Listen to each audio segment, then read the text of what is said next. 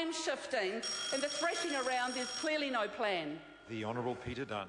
Mr Speaker, at the weekend a very significant report was released that will have a huge impact on the lives of just about every New Zealander moving forward, and I refer to the Financial Services Council's report about future superannuation provision. And Mr Speaker, there were two very chilling statistics amongst the plethora of statistics in that report that we should all focus on. Firstly, 52% of girls born last year and 44% of boys can expect a life expectancy of 100 years or more. And secondly, a 25-year-old in New Zealand today commencing a working career compared with a 25-year-old in Australia commencing a working career can, through the combination of a state-provided pension in the form of New Zealand superannuation and a KiwiSaver, expect, in comparison to the Australian schemes, to be, on average, around 2.5 times worse off by the time they retire. Now, Mr Speaker, the question that we need to focus on is what is our situation in this country going to be with superannuation policy moving forward? The one certainty that everyone knows is that the record of politicians in this area over the last 30 years has simply been to create more uncertainty than they've set out at the beginning to establish. Now, Mr Speaker, what we have to do is put some pillars in the ground about where future superannuation policy should go and work towards achieving those. And I want to set out some from my perspective this afternoon. Sir, this is not a debate about whether the age is 65 or 67.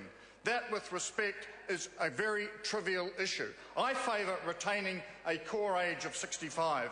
What is important are the incentives that are created around that to enable people to plan their retirement with some certainty and some dignity. And that is why a flexible approach to superannuation, whereby the person has the choice of taking a reduced rate of superannuation if they choose to retire between 60 and 65, or an enhanced rate if they choose to defer their retirement post-65, has considerable appeal for two reasons.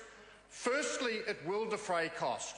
And secondly, it means the choice about when people leave the workforce is theirs, not the government's. Effectively, by establishing a superannuation entitlement age, when we no longer have a retirement age, the government is simply saying you will retire at this point in time, even though we don't have a retirement age to statutorily enforce. So flexible superannuation restores the choice to the individual. And for a number of groups in our population, I think of Maori, I think of Pacifica, I think of manual workers who do not traditionally have long post-retirement life expectancies, the opportunity to take a reduced rate of superannuation from the age of 60 would give them some dignity in retirement and some choice that they currently do not have. But, Mr Speaker, it needs to be buttressed by a couple of other factors.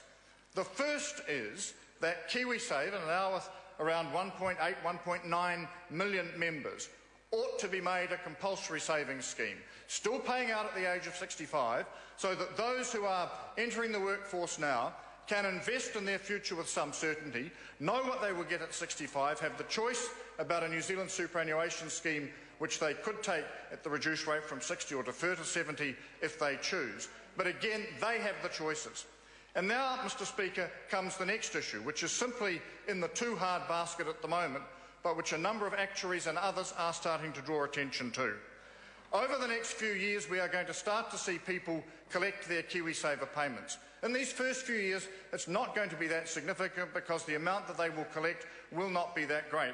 But the time will come when people are collecting substantial KiwiSaver payments. And what we need to be putting in place now is an annuities program to enable them to reinvest those proceeds in a way that will pay them a sustainable income through the remainder of their lives. The very worst thing we could tolerate is a situation where people get a large KiwiSaver payout at 65 and effectively blow it. And all of the good work of their lifetime in terms of their saving, and all of the good work in terms of the way we've sought to give people some comfort and some security in their retirement will be completely wasted. So, sir, in addition to a flexible approach to superannuation, in addition to a compulsory savings scheme in the form of KiwiSaver, we also need to start to bring in a comprehensive policy on annuities, and that is the way we will give New Zealanders certainty and security for their futures.